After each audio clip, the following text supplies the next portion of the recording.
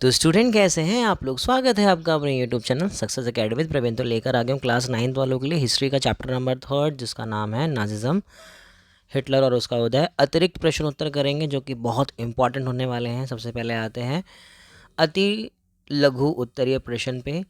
तो first question है हमारा, नाजी पार्टी का मूल नाम बताइए। तो नाजी पार्टी का मूल नाम था national socialist German workers party, जिसका बाद में नाजी पार्टी नाम रख दिया गया था। नेक्स्ट क्वेश्चन है, युद्ध के बाद नूनबर्ग में स्थापित अंतर्राष्ट्रीय युद्ध न्यायाधिकरण को क्या कार्य सौंपा गया था।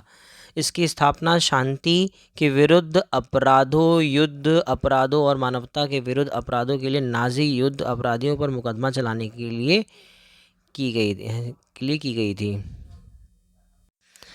नाजी शासन के तहत किसे वांछनीय माना जाता था। नाजी शासन के तहत नॉर्डिक जर्मन आर्य को वांछनीय माना जाता था। किसे उपहास पूर्वक नवंबर अपराधी कहा गया था। वाइमर गणराज्य का समर्थन करने वाले समाजवादी, कैथोलिक और डेमोक्रेट रूढ़िवादी राष्ट्रवादी हलकों में हमले का आसान निशाना बन गए, जिन्हें मजाक में नवंबर अपराधी कहा जाता था। यहूदियों के अलग अलग रहने वाले क्षेत्रों को क्या नाम दिया गया था। अलग अलग चिन्हित क्षेत्र जहां यहूदी रहते थे उन्हें यहूदी बस्ती कहा जाता था। हिटलर किस खेल को बढ़ावा देता था। हिटलर ने मुक्केबाजी को बढ़ावा दिया क्योंकि उनका मानना था कि इससे बच्चे मजबूत, साहसी और मर्दाना बनेंगे। जर्मन संसद को क्या नाम दिया गया था। जर्मन संसद को रीचस्टैग कहा जाता था। नेक्स्ट क्वेश्चन है, प्रथम विश्व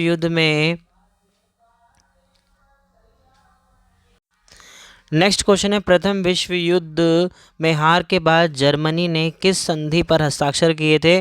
प्रथम विश्व युद्ध में हार के बाद 28 जून 1919 को जर्मनी ने वर्साई की संधि पर हस्ताक्षर किए थे। जर्मनी ने सोवियत संघ पर कब हमला किया।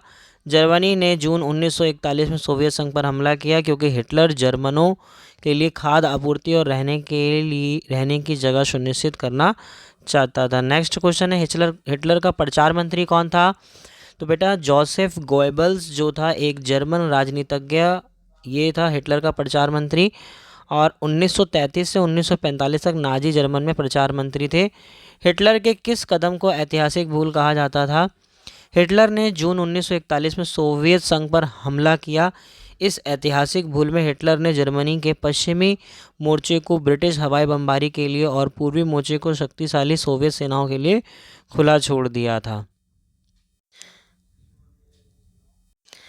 अगला प्रश्न है, हिटलर ने आर्थिक सुधार की जिम्मेदारी किसे सौंपी थी। हिटलर ने जर्मनी की आर्थिक सुधार की जिम्मेदारी हेज़लमार्शक्त को सौंपी थी। हिटलर को जर्मनी का चांसलर बनने का प्रस्ताव कब और किसके द्वारा दिया गया था। 30 जनवरी 1933 को राष्ट्रपति हिंडनबर्ग ने हिटलर को चांसलर पद, जो कि मंत्री परिषद का सबसे सर्वोच्च पद था, देने का पेशकश किया। कौन सा देश लेबनस्ट्रॉम की अवधारणा के प्रयोग के लिए प्रयोगशाला बन गया। पोलैंड लेबनस्ट्रॉम की अवधारणा के इस प्रयोग के लिए प्रयोगशाला बन गया।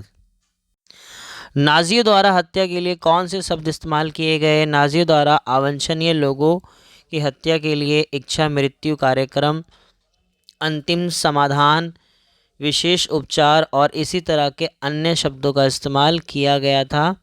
किस घटना को होलोकास्ट कहा गया।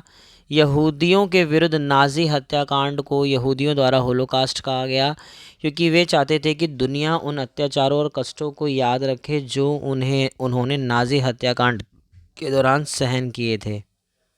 अगला प्रश्न है, हिटलर की आत्मकथा का नाम क्या था जो उसने जर्मनी का चांसलर बनने से पहले लिखी थी।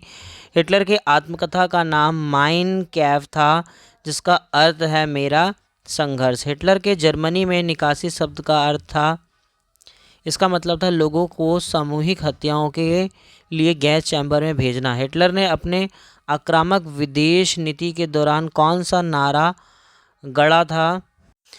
नारा था एक लोग, एक साम्राज्य और एक नेता। अमेरिकी सेना ने 1945 में किन शहरों पर परमाणु बम गिराया। अमेरिकी सेना ने 1945 में 6 अगस्त 1945 को जापानी शहर हिरोशिमा पर परमाणु बम गिराया। इसके बाद 9 अगस्त 1945 को नागासाकी पर भी परमाणु बम गिराया गया। प्रथम विश्व युद्ध के बाद जर्मनी की राजनीतिक व्यवस्था को पुनः स्थापित करने में किन कारकों ने योगदान दिया? प्रथम विश्व युद्ध के बाद जर्मनी नीति को पुनः निर्धारित करने में जिन कारकों ने मदद की वे थे प्रथम विश्व युद्ध में शाही जर्मनी की हार और जर्मन सम्राट का पद त्याग। अगला प्रश्न क्या कह रहा है? हिटलर के अनुसार नस्लीय पदानुक्रम में सबसे ऊपर कौन था? पद अनुक्रम का सबसे निचला पायदान कौन था? नॉर्डिक आर्यन शीर्ष पर थे, जबकि यहूदी नस्लीय सबसे नीचे पायदान पर थे। 1940 के त्रिपक्षीय समझौते पर हस्ताक्षरकर्ता कौन थे? जर्मनी, इटली और जापान 1940 के त्रिपक्षीय समझौते के हस्ताक्षरकर्ता थे। नाजी पार्टी का नाम किस संगठन के नाम पर रखा गया था? National socialist German workers party के आधार पर। नाजियों ने जर्मनी में विशाल रैलियां और सार्वजनिक सभाएं क्यों आयोजित की? नाजियों ने हिटलर के प्रति समर्थन प्रदर्शित करने और लोगों में एकता की भावना पैदा करने के लिए जर्मनी में बड़े पैमाने पर रैलियां और सार्वजनिक बैठकें आयोजित की। जर्मन राष्ट्रपति हिंडनबर्ग ने हिटलर को चांसलर पद कब पेश किया?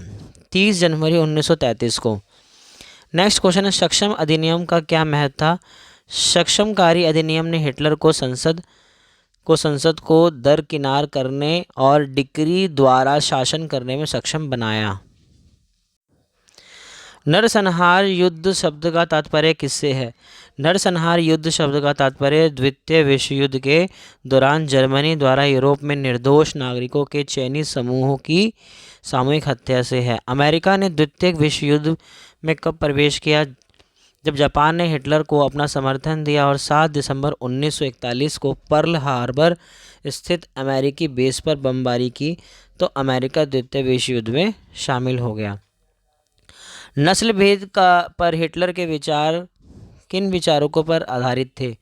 नस्लवाद पर हिटलर के विचार चार्ल्स डार्विन और हर्बर्ट स्पेंसर के विचारों पर आधारित थे। इसी के साथ यहाँ ये वीडियो ख़त्म करते हैं। मिलते हैं नेक्स्ट वीडियो में। Thank you so much.